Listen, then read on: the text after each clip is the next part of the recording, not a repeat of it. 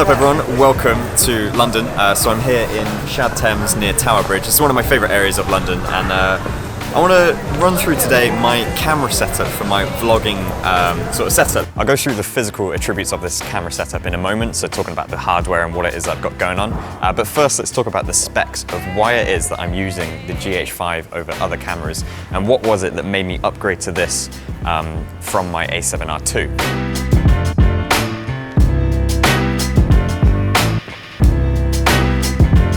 First and foremost, of course, I'm looking for a 4K picture. This is one of the only cameras of its size that does 4K at 60 frames a second, or if you're like me in the UK, then 50 frames a second. So I can do the half-speed slow-mos. I generally don't do slow-mos that much. I like to focus more on trying to tell a narrative without using slow-mo to cover it up. That being said, if I did really want to do slow-mo, the 1080 on this, you can go to 180 frames a second or 150 frames a second. So it's got slow-mo covered, but more importantly for me is the 4K picture. It can shoot 10-bit 422, so you've got more color depth and more color data to work with. So one of the physical aspects of this that I love is quite simply that it's got a flip out screen. You'd be surprised how hard it is to find a camera that not only has a audio input, so you can get decent audio, but a flip out screen. Some other features of this that I really appreciate. So it doesn't overheat. That was one of the problems I had with my Sony, was that when I was shooting for more than say 4 or 5 minutes in 4K, this doesn't overheat and it just can film continuously. There's no recording limit, it will just keep going and just works great. Now something that you may have noticed when filming the GH5, or you may have seen in my vlogs, is the stability on it. And that's one thing I love about this, the image stabilization coupled with the built-in on the lens and the 5-axis IBIS on the sensor is just so good. Like, it is so good. I do so much, pretty much everything is handheld. The stabilization is just second to none on this. It's really, really good. The camera is weather sealed, so I don't feel at risk if I'm using it in a particularly dusty environment. If it looks like it's gonna rain, then I'm kind of okay with it. I don't use it in the rain, but I can just push it a little bit further than other cameras that maybe aren't weather sealed. Now the GH5 is really tailored towards filmmakers. Everything about their marketing is all about the video side of things. And it's really noticeable. As soon as you set it up and you go through the menus, you see what's available, there's just so many more tools and features for filmmakers. So with waveforms and color charts and color histograms, there's a lot on here that I personally don't make the most of. It's not really a requirement for me, but it is nice to know that the camera itself is directed towards that line of work. The sensor itself maybe doesn't produce the best dynamic range in comparison to other cameras.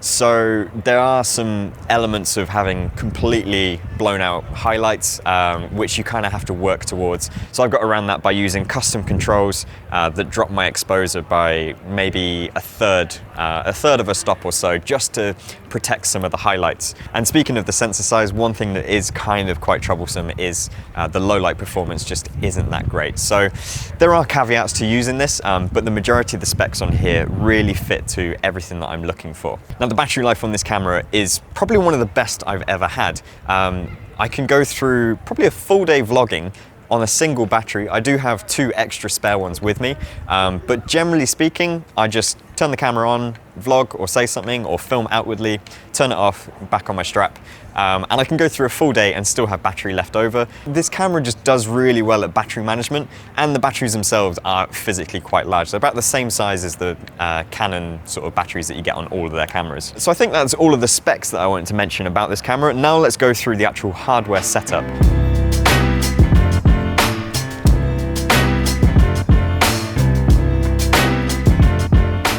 All right, so let's do a teardown of what we've got going on here with the hardware. So of course, we've got the GH5 here. I've got it with the kit lens. This is the 12-60 Leica DG lens. So it's the slightly more premium kit version because it's got the Leica branding and Leica build quality. I do have an adapter that I can use my Canon lenses, but generally speaking, it's the 12-60, the GH5. And I've got it within this cage. So this is one of the first things that you'll really sort of notice that's different to what a lot of other people would vlog with. So this is the small rig cage. It's tailor-made for the GH5. They've made a couple of versions. This is the updated one that just has better access to the controls. So there are loads of accessory points in here, so you can just screw them in. I've added a few cold shoes so that I can have extra accessories added. But one thing that I really love about this is the side mounting for the strap. So that way I can have the strap just on its side. It's not coming over the microphone. It's not interfering with this. It's not going to get tangled. You can just have it nice and easy from the side, just like that. The cage itself also adds some protection. If you do happen to be quite careless with your camera and it's like banging into walls and all sorts, it is going to protect it, which will also hold the resale value if you do want to sell it later. But really, it's just a great way to just add extra stuff without really adding too much bulk. This strap, by the way, is from Dispatch. So I love these straps, but one of the features that's really nice is the quick ability to just unclip it. So if I do need to add this into the gimbal, I can quickly take the strap off. It's not going to get in the way of it. You'll see the cage has good access to the battery door, the SD card. You've got full grip here. This little cold shoe mount actually adds as an extra thumb grip. I really like that. This cold shoe mount on the top, so I've added that onto the cage rather than putting the microphone into the hot shoe mount on the camera. That just allows me so that if I do put the camera down on a flat surface, it's not going to be pressing against the mic, or more importantly, this jack input. So it just rests there nicely. But also, if ever I need to use the EVF, it's not touching my forehead and therefore the mic isn't getting in the way. So just a little detail like that just helps make this a great setup for me. This is the RØDE Videomic Pro Plus. So I previously used to use the Videomic Pro, then I went to the Video Micro. The Pro Plus just adds so much more usability functions that are fantastic.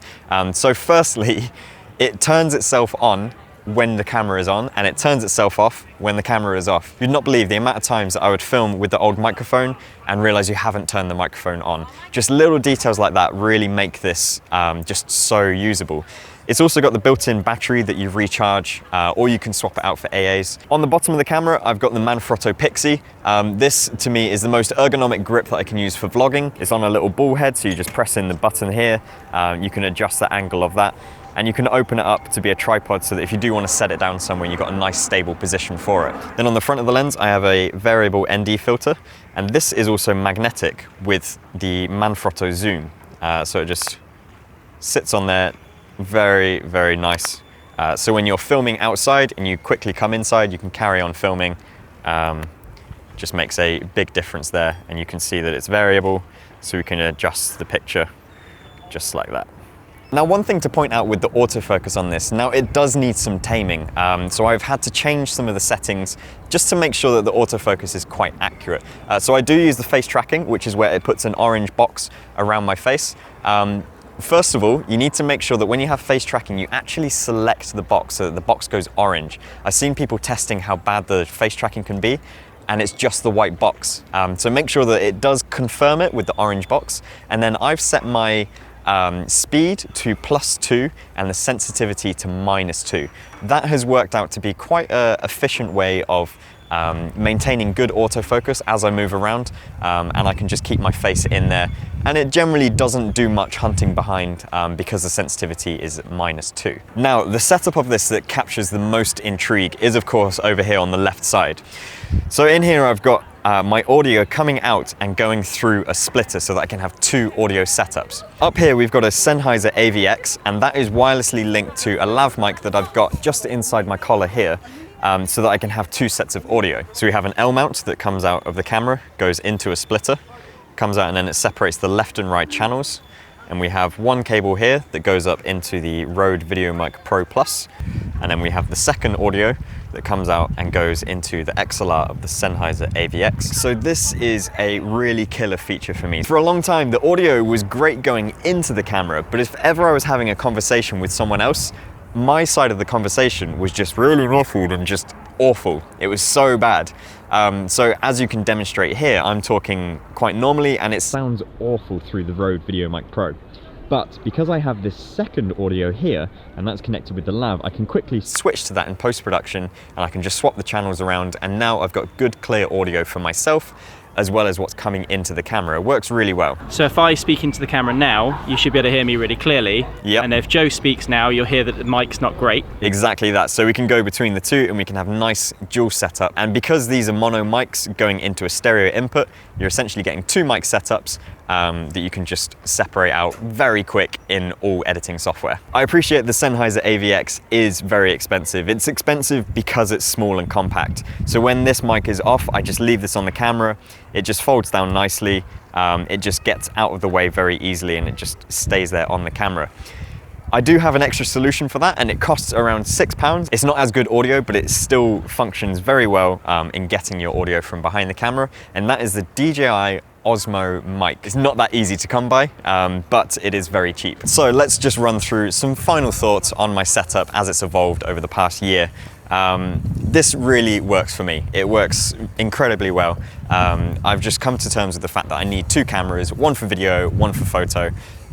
This just has a setup that is just functional in all aspects, as I've already mentioned. The main things for me is that I do really prioritize audio. So the audio to me almost takes the higher chain over the picture quality for the vlogging, because vlogging, let's face it, it is all about narrative and it is all about just like talking to the camera and saying stuff. If you have bad video or something's out of focus, you can always overcover it with extra footage that you've maybe filmed outwardly. But if your audio is destroyed by the wind, as I'm potentially a little bit conscious of now because the wind has picked up, it's really hard to overcome that. Likewise, if you have too great a distance between you and the camera, the audio can suffer. So I really try and prioritize audio to make sure that I have a setup that works for me. So this is just a clip to demonstrate what audio is like when you're using just the Rode Videomic Pro. So obviously this is a great distance. As soon as I push it a little bit further away, the audio really starts to suffer. And if I was to give this to Henry and then just stand even further back, so now we're still using the audio and we're like, what, 7-8 feet away. So if you are pointing it to someone, it's not as great until you get to about here, and then it comes back to being good. So having a lav mic is really great for just separating that audio and just staying independent of it from the camera setup. Just gonna add in massive shout out to Henry. Henry and your climbing arms carrying this heavy gimbal. Yeah, man, this looks great. So of course it's currently September. It's coming up to Photokina, which is kind of a big period for when new cameras are coming out. So I'm very keen to see what's on the horizon. I'm not necessarily looking to upgrade, I'm just interested to know.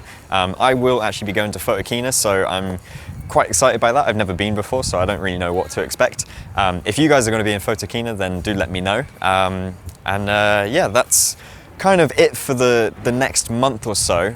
But on the horizon, I've got some big trips coming up to Scotland, New York, Canada, and then a big Japan trip, which I just booked. So yeah, that pretty much rounds out this whole video, and I hope you look forward to future ones. If you are new around here, then please do subscribe to the channel, hit the bell icon, and you will catch all the future travel vlogs and travel photography stuff. And I will see you in the next video. All right, thanks for watching everyone. Catch you later, bye-bye.